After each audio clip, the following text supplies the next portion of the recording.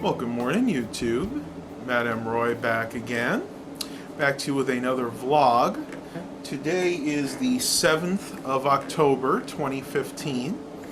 And first of all, I want to just talk a little bit about my mom and how she's doing. I'm sure everybody knows by now she's had the knee surgery. Well, that was a week ago yesterday, so it's been 8 days since she came home. And let's see, it's been 10 days since the actual surgery. So how is she doing? She's doing pretty good.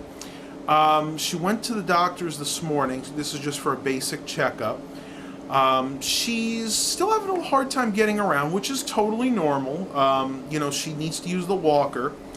The bandage was replaced for the first time yesterday. Now, the bandage that they give you in the hospital is nice because it's totally waterproof. You can shower in it. You can do like a sponge bath in it. You could even put that cooler right on top of it, the little chill pad.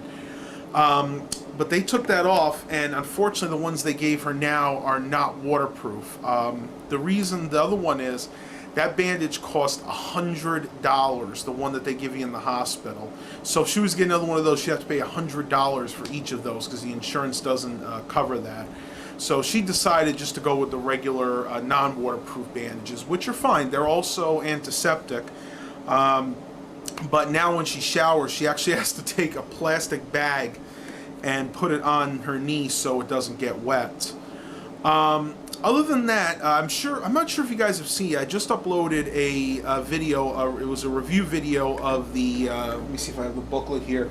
It's the DonJoy cooler. It's actually called, if I can get it out here, it's the DonJoy Iceman Clear 3 Cold Therapy Unit. I did a full review on that. Now, basically, what that does is that is what keeps the swelling on her knee down. It has a little. It's a little cooler that you put ice, or in our case, we use 4 of the frozen water bottles. A little cooler on the bottom with a pump. It has a like a rubber tube that goes to a little pad that you actually put on your knee, and basically cold water flows through that, and she does that for about 45 minutes a day.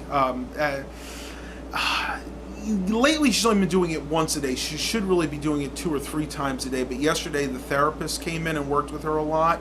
And then Dad gave her a massage. But generally, she should do that about 2 or 3 times a day for at least 30 minutes.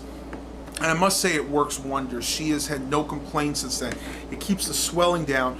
She even did it on her foot the other day. She actually put it on her foot. So, because she had some swelling on her feet from the surgery as well. Actually, her right foot. But other than that, like I said, she's doing really, really well. The therapists are very happy with her progress. She's having a little issue with constipation right now, and hopefully the doctor is going to take care of that today. I know that if that wasn't an issue for her, she would be doing even better than she is now. She's still a little stressed out, which is understandable. I mean, after you have major surgery, I mean, it's kind of a stressful time. I think give it another week. The incision's going to heal a little bit more. Basically, what's got to happen is the bone has to heal around the new knee, and that actually hasn't happened yet. So that's why that knee is very weak right now. And again, she can put weight on it, but she has to be very careful. And the worst part is going downstairs. I don't know if you guys know, but we have, from the top floor to the bottom floor, we have 15 stairs. And they're pretty steep, too, so she has to actually take it easy. Before she tackled those, the second day she was home, I had her try my stairs here, which there are only 4 going down. So that was a lot easier on her. And I've been doing the best I can. I've been cooking all the meals. What I'll do sometimes, she has a hard time sleeping. I made her a few easy listening tapes, and she listens to that at night and even in the afternoon when she tries to go to sleep, and that kind of helps her out a little bit. But luckily, her sleep is evening off. She's actually been able to sleep pretty well the last few nights. Well, a few other things I want to show you, so stay tuned and give you a few more updates. Talk to you guys in a few minutes. Alright, so I've been working on a client's computer, and this is going to be kind of a rant video. I'm going to apologize for that at first. I know some of you guys don't like those, but Sometimes I get some things off my chest. This is an Acer all-in-one. It's got a Intel Core i3. It is an Ivy bridge. I believe it runs at 3.2 gigahertz, so not really a bad processor. On the side here, we have a tray loading DVD burner. No Blu-ray in this. See, as we turn it to the back, this is actually really heavy for a modern system. I'm actually really surprised. Here's some information about it. This is an Acer running Windows 8. The model of this computer is the Aspire ZS600G. Fairly well equipped. I can't say it's the best I've seen, but it's got some nice features. You can see you have a HDMI input and output, so you get HDMI throughput. You could actually put this in through another TV and have a dual monitor setup here.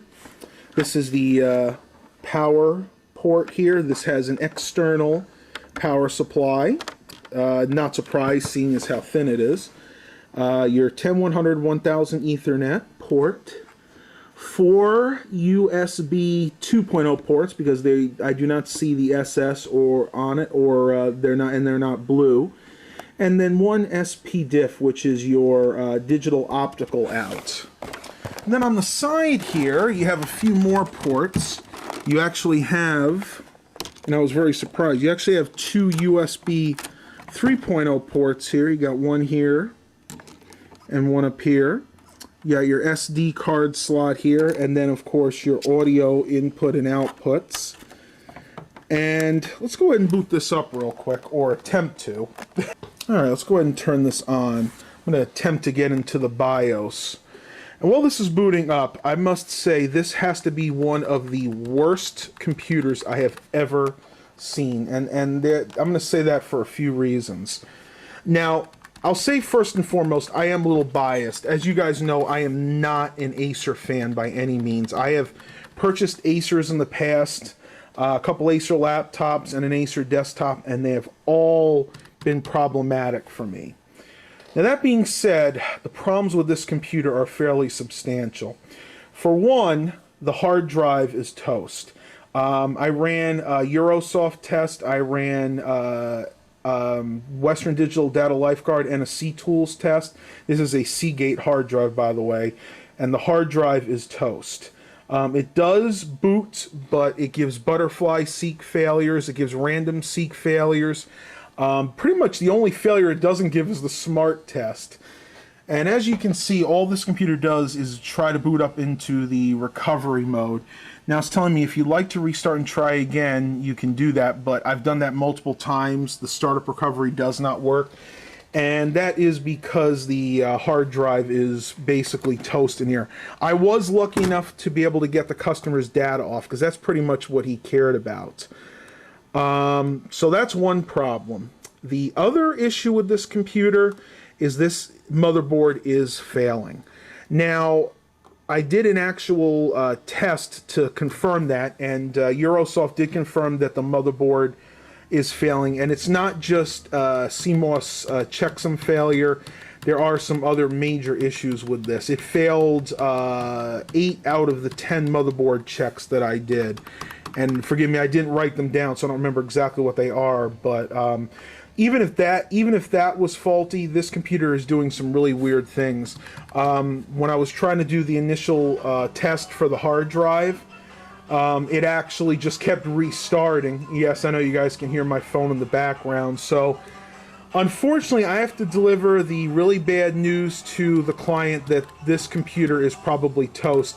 And now it's not even letting me get into the BIOS to do anything. So yeah, like I said, this computer, it's really a shame, because being a Core i3, and it's only about 3 years old, but it's just not worth repairing. If you're looking to repair this computer, one, you have to buy a new motherboard, 2, you're going to have to get a new hard drive, and both of those are going to set you back about $200, $300, maybe upwards of $400, depending on how much the motherboard is.